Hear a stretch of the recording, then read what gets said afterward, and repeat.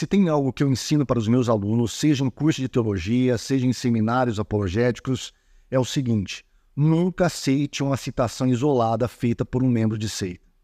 Seja ele um membro comum ou seja mesmo um teólogo ou apologeta dessa seita. Eu vou te dar aqui exemplos de como que esses membros, esses seitários, retiram fora do contexto autoridades teológicas para tentar fundamentar suas heresias.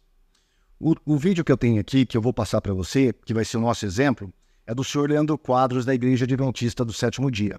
Ele, então, num seminário sobre imortalidade da alma, ele faz várias citações de autoridades religiosas, e nessas citações, dentre elas, eu retirei duas.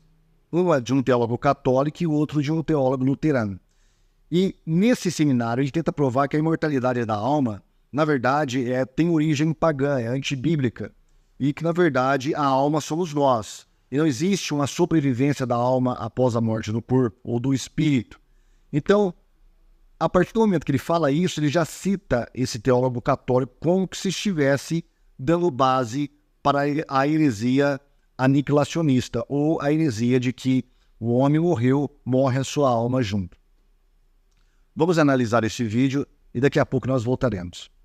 Alma na Bíblia significa uma pessoa viva. Não é uma entidade imaterial que sobrevive fora da matéria. Então, isso é muito importante você ter em mente. Veja, por exemplo, esse comentário aqui de um erudito católico chamado Dom Wustan Mork.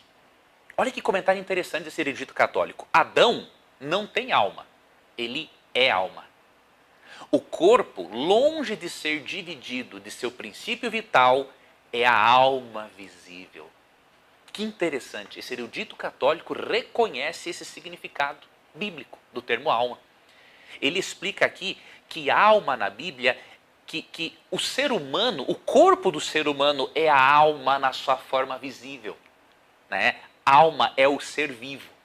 Olha esse outro comentário aqui de Konrad Bergendorf, é um teólogo e historiador luterano. Antes eu citei um católico, agora eu cito aqui um luterano. Para você ver uma coisa, cada vez mais os eruditos têm abandonado a crença na imortalidade da alma. Fique bem atento a isso e você vai ver isso aqui ao longo do seminário. Olha o que disse agora Bergendorf, esse teólogo e erudito luterano. Que Deus ajuntou, filósofos e teólogos não deveriam separar. Corpo e alma, não é? Mas esses têm sido culpados de divorciar os corpos e as almas dos homens que Deus criou como um por ocasião da criação. Olha que interessante. Bergendorf diz claramente que Deus criou alma e corpo como um só por ocasião da criação, mas filósofos e teólogos estão sendo culpados de separarem aquilo que Deus não separou, que é corpo e alma. Agora vamos dar uma olhada realmente no que crê o senhor Wustan Mork, que é o teólogo católico citado pelo senhor Leandro Quadros. Você percebeu que o Leandro Quadros não coloca referência ali na tela. Ele coloca apenas a citação e o nome da pessoa. Talvez tentando, não sei, tentando esconder para que alguém pudesse verificar e chegasse à conclusão que ele tirou esse homem fora do contexto. Não sei, estou supondo isso. Agora, no livro The Biblical Meaning of Man, que é um livro onde ele vai tratar sobre essa questão da alma do ser humano. E ele vai falar sobre a crença dos judeus e a crença de Jesus nessa época. E vai ser completamente diferente do que o senhor Leandro Quadros citou ele, como ele foi citado naquele vídeo sobre a imortalidade da alma. Vamos dar uma olhada aqui, olha. A crença de que a psique é separada da sartre depois da morte e vive em um lugar de recompensa ou punição era amplamente aceita no tempo de Cristo. Ponto final. Podemos deduzir isso das palavras de Cristo em Mateus 10:28. Então ele fala que essa crença que existia na época de Cristo foi reproduzida pelo próprio Cristo. Ele cita Mateus 10:28. E a passagem paralela de Lucas 12:4-5. A história que ele contou do rico e do pedinte Lázaro, depois de suas mortes, é tipicamente hebraica do período. E ele continua. Primeiramente, cada um é enviado para um lugar de recompensa ou punição, uma crença comum da época. Então, cada um deles é apresentado como uma pessoa e com o corpo. A história toda está na tradição da Nefesh. Os dois personagens não são de modo algum Refaíns ou sombras. Psirrais separadas dos mortos são explicitamente mencionadas em Revelação. Prestou atenção? A psique separada dos mortos é mencionada em Apocalipse. Que parte de Apocalipse? Ele vai citar.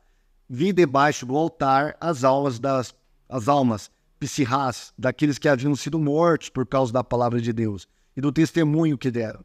Vi as almas psirrás dos que foram decapitados por causa do testemunho de Jesus e da palavra de Deus. E aí ele continua. Novamente aqui, as almas em questão dificilmente são aquelas entidades separadas da filosofia grega. Ao invés disso, possuem vozes e vestem roupas brancas. Isso é interessante. Então ele faz uma diferença entre o que acreditava a filosofia grega a respeito da alma e da sobrevivência dela após a morte e a crença cristã da sobrevivência da alma após a morte. Podemos concluir desses textos e das atitudes convictas que eles presumem que a psique, depois da morte, foi considerada uma pessoa e ainda que separada da sarxoma, ou seja, do corpo e da carne, continuava tão relacionada a ela que continuou sendo apresentada como possuindo algum tipo de corpo. Então aqui ele deixa bem claro que a psique, ela sobrevive e ela pode ser separada da sarxoma, ou seja, do corpo, bem totalmente o contrário do que disse o senhor Leandro Quadros. Mas o Leandro Quadros ele não para por aí, ele continua citando outro teólogo. Esse teólogo luterano, eu não encontrei uma referência da obra original dele. Existe a obra, mas não existe uma citação que a gente pode ter acesso.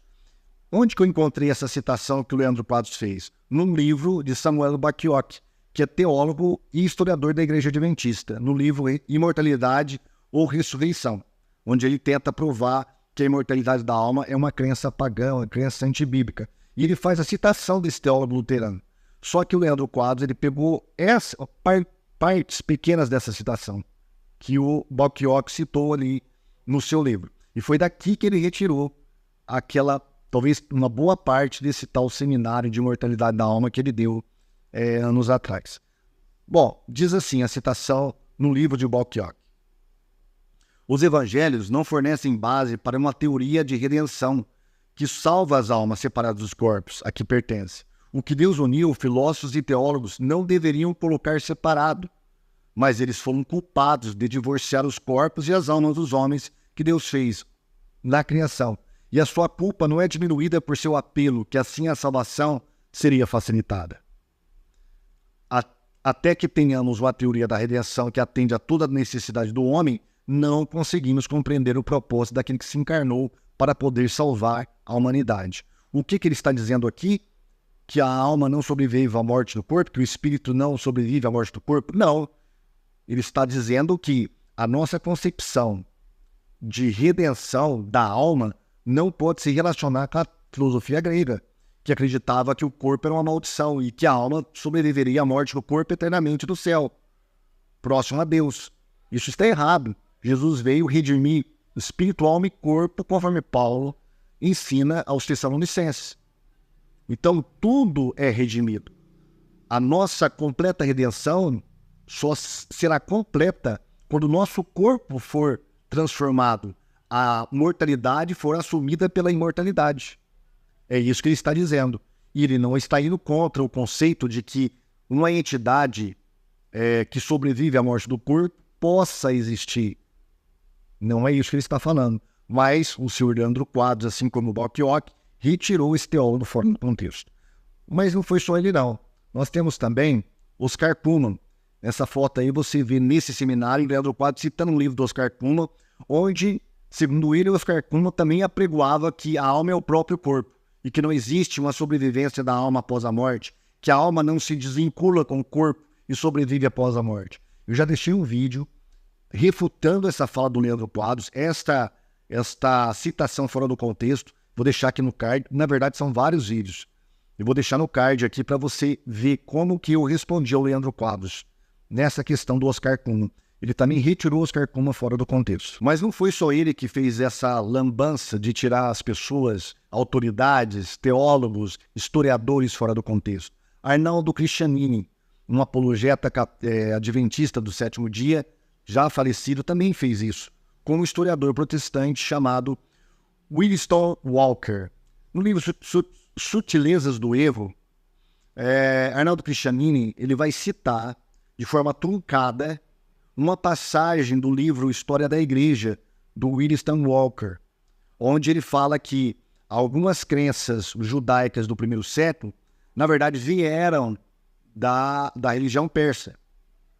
Mas ele vai ser seletivo. O que ele vai fazer? Ele vai pegar apenas a parte que é interessante para ele, que é quando fala sobre a ideia de espíritos bons e maus e a ideia de punição eterna. Só isso. Só que o historiador protestante, ele não fala só isso. Mas o que o Cristianini fez? Suprimiu, condensou e colocou seletivamente apenas aquilo que ele queria para condenar a sobrevivência da alma após a morte e condenar o inferno de fogo. Vamos dar uma olhadinha. Ele diz assim, olha, também o notável Williston Walker, em sua obra de História Eclesiástica, falando da ideia da imortalidade natural, registra: os fariseus ensinavam a existência de espíritos tanto bons como maus, opinião que recebeu grande impulso das ideias pérsicas. Acreditavam os fariseus no galardão e suplício eterno, ideias que tiveram grande desenvolvimento nos 2 séculos antes de Cristo. Os discípulos de Cristo saíram da camada religiosa imbuída destas ideias. Que ideias? Que a alma sobrevive à morte no corpo e que existe um inferno de punição eterna. Agora vamos ver na obra original do Walker o que ele fala de fato. Eles, fariseus, defenderam certas crenças populares que se haviam desenvolvido naturalmente a partir da experiência religiosa judaica desde a época do exílio. Eles se apegaram fortemente à existência de bons e maus espíritos, isso aí foi citado realmente pelo Cristianini, mas olha o que o Cristianini não citou. E a doutrina sobre os anjos de Satanás, a qual era parcialmente o produto da influência persa. Isso ele não citou. Por quê? Porque eles acreditam na existência de Satanás e dos anjos, sem nenhum problema. Mas o Walker vai continuar. Da mesma forma, eles ensinavam a crença na ressurreição do corpo. Quem ensinava? Os persas. Em punições e recompensas futuras, crenças escatológicas. Quem ensinava isso? Os persas. Mas por que o Cristianino não citou isso? Porque iria comprometer a sua cruzada contra a imortalidade da alma, né? Por quê? Porque os adventistas acreditam em Satanás, acreditam em anjos, acreditam na ressurreição do corpo e em punições futuras. Mas isso foi suprimido na citação do Cristianini, que juntamente com essas esperanças messiânicas floresceram no período intenso e problemático dos 2 séculos antes do nascimento de Cristo. Bom, aqui você teve então um show, um exemplo de como retirar teólogos e historiadores protestantes fora do contexto. Primeiro por Leandro Quadros e agora com Arnaldo Cristianini. Então, se você estiver ou dialogando ou lendo alguma obra de alguma seita, seja ela adventista, católica, espírita, Testemunho de Jeová são mestres em fazer isso, né? E geralmente nas literaturas da Testemunho de Jeová, quando eles citam algum teólogo evangélico para tentar dar base às heresias deles, sempre vem os 3 pontinhos. Eu sempre advirto os meus alunos, olha, cuidado com os 3 pontinhos nas citações, nas brochuras, nos livros das Testemunhas de Jeová. Porque com certeza ali tem alguma citação importante que foi suprimida. Então, se você estiver lendo literatura de seita, se você estiver dialogando com algum adepto de seita, não aceite citações isoladas. Vá na fonte primária, vá na fonte original, veja o contexto. E com certeza, na maioria das vezes, eles retiraram do contexto esses autores. Tá bom? Se você gostou desse vídeo, deixa o seu like costumeiro, né? Deixa o seu comentário aqui embaixo. Se você tem alguma experiência nesse sentido também com adeptos de seita, se você já leu algum livro que eles retiraram do contexto, depois você foi procurar e viu que realmente eles deturparam o pensamento original daquele autor, deixe seu comentário aqui embaixo também. Se você não é inscrito, se inscreva no nosso canal e divulgue esse vídeo para os seus amigos, para a sua igreja, enfim, para que eles possam ser abençoados. Voltaremos com outros vídeos, se assim o Senhor permitir. Até lá, fique com Deus.